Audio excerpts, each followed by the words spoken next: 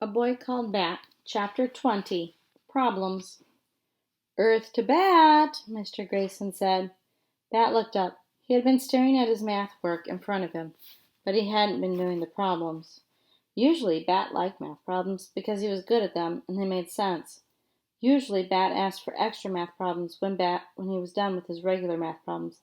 But today, Bat didn't feel like doing the regular math problems, even though they were easy. Today, all Bat could think about was that time was passing very quickly, and that he hadn't heard back from Dr. Jerry Dragoo, world skunk expert. "You look like you're having a hard time focusing today, Bat," said Mr. Grayson. "I'm not having a hard time focusing," said Bat. "Let me rephrase that. You look like you're having a hard time focusing on your schoolwork today, Bat." "Yes," said Bat. "I am focused on something else." "He can't think about anything other than that stupid baby skunk," said Luca. "Thor isn't stupid," Bat said. He felt his throat grow tight with anger. "Once my dog got sprayed by a skunk when we were camping," Israel said. "He was stinky for a week." Okay, said Mr. Grayson. "This is all very interesting, but right now is math time, not skunk time." There should be skunk time at school, thought Bat. He picked up his pencil and forced his brain to focus on the math problems. Most of them were too easy to even bother working out on paper, but he showed all the steps because Mr. Grayson liked it when he showed all his work, and Bat liked Mr. Grayson. While part of Bat's brain worked with his hand to do the math work, he let another part of his brain think about skunk time. If there were a skunk time at school, like math time and language arts time and yoga time, then maybe Bat could bring Thor with him. Maybe skunk time would be when everyone in class did research on skunks and wrote reports about skunks and built skunk dioramas. Over the last week, Bat had spent as much time as he could with Thor, but every day he had to leave him when it was time for school. The kid's fur was growing in all over, fuzzy wild black hair with bright white stripe down the center from the tip of his nose to the tip of his tail. He was still small enough to fit curled into a little ball in Bat's two hands, and he had plenty of time to spend with Thor because Janie had barely spoke to him since the pajama top incident. She spent all of her time in her room practicing the "Off with Her Head" song for her Queen audition, and going over to Ezra's house. Now and every other Friday was coming, and Bat would have to go with Janie to Dad's house. Even worse, no matter how much Bat begged and pleaded and bounced up and down, no matter how clearly he explained to Mom why she should change her mind, Thor would not be going to Dad's house with Bat and Janie. This every other Friday meant that Thor had already spent 2 weeks living with Bat and his family, and if Bat didn't find a way to change Mom's mind in 2 more weeks, Thor would be leaving for the rescue center. "Thor will be fine, Bat," Mom had said. "Lawrence is going to take him for the weekend." It wasn't that Lawrence couldn't do a good job of taking care of animals, Bat thought, as he finished the last row of math problems. It wasn't that Bat didn't trust Lawrence. It was just that, well, Bat didn't want anyone else taking care of the skunk kit. What if Lawrence did a better job? What if Thor was happier at Lawrence's house than at their house?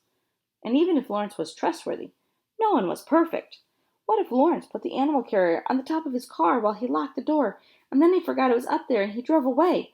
What if Lawrence went out to get some ice cream and didn't remember to lock the door to his house, and someone broke into it and stole Thor?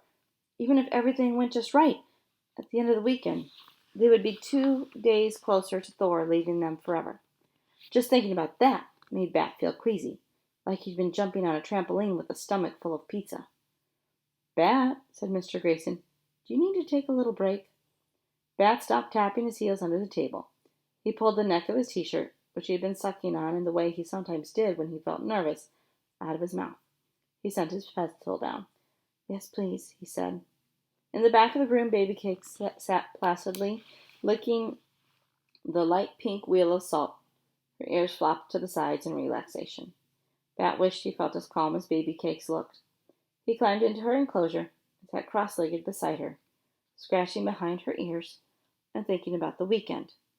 If his parents weren't divorced, then he wouldn't have to leave home every other weekend and go to Dad's dumb apartment. If his parents weren't divorced, Thor wouldn't be spending the weekend with Lawrence. At least Dad liked to go to the candy store as much as Bat did. That was one good thing about every other weekends. On Saturday morning, after breakfast and dishes, Dad pulled their bicycles out of his garage. Unlike the garage at home, which was twice as big and 4 times as crowded. Dad's garage was labeled and organized. Helmets were kept in a clear plastic bin marked helmets. The bikes, instead of leaning up against a wall or on each other, were pulled neatly into a bike rack, like the one at school. And Dad always arranged them in order of size, left to right, large, medium, small. A metal rack in one corner held car supplies, spare containers of oil, a big jug of windshield wiper fluid, a little vacuum that sat ready at its charger. There was a tool bench, too. An assortment of wrenches swung from hooks across the front. Coffee cans held screws and nails. Sometimes Dad let Bat pound nails into pieces of scrap wood, as long as he wore safety goggles. Bat approved of Dad's garage. It was just under a 1-mile ride to Sugar Shack, Bat's favorite candy store, to get there. Bat and Janie drove out of Dad's apartment complex down to a bike path toward Central Quincy. They crossed the river on a bridge made just for bicycles and pedestrians before turning onto 3rd Street. While Bat was double-checking the lock on his bike outside the Sugar Shack, he heard someone say his name. It was Israel from school. It took Bat a second to figure out who he was, because Bat hadn't ever seen Israel anywhere but at school, and whenever on the weekend. "What are you doing here?" Israel asked. He was smiling in a way that showed almost all his teeth. He had, Bat noticed, a piece of something green, maybe cucumber, stuck in between the 2 front teeth. "We're going to buy some candy," Bat said. "Cool," Israel said. Then he said, "We just had brunch next door," and he pointed to the Broken Yoke Cafe. A man and woman were pushing through the door just then, and they waved. Israel waved back. "That's what I have guessed," Bat said. "You have food in your teeth." Israel's smile fell away.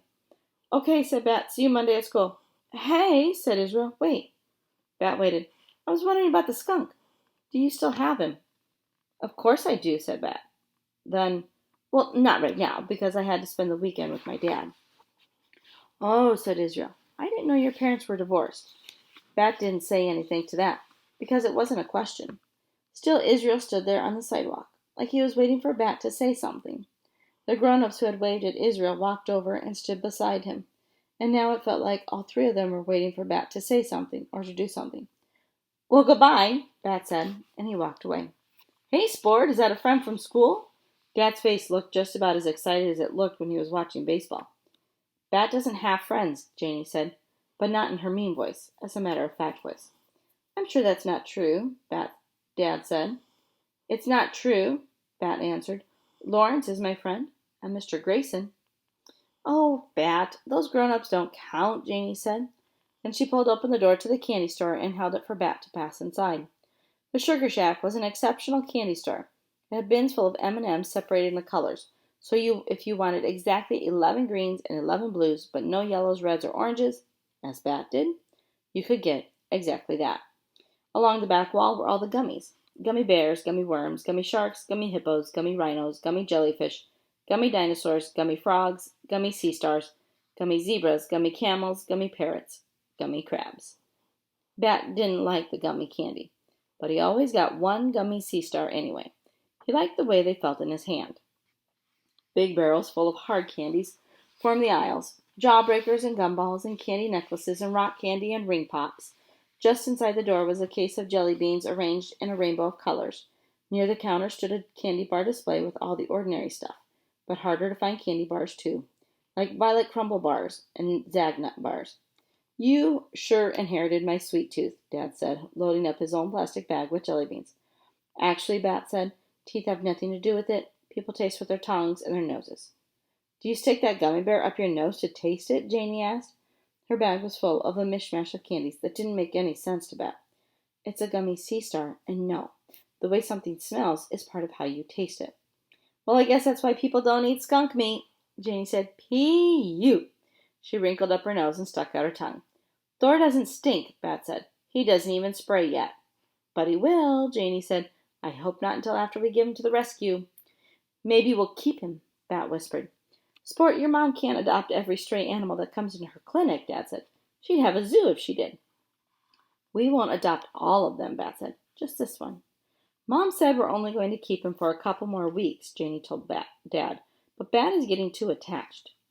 Bat started bouncing on the balls of his feet. He clutched the plastic candy bag in his fist. It crinkled in a way that bothered his ears, so he loosened his fingers and let it go. Green and blue M&Ms bounced and rolled across the floor of the sugar shack. "Sport, you gotta be more careful," Dad said. His eyebrows pointed at his nose. Bat felt tears welling up in his eyes. He swiped at his face with an arm of his shirt and turned toward the door. Under the sole of his shoe, he felt the crunch squish of a flattened M&M.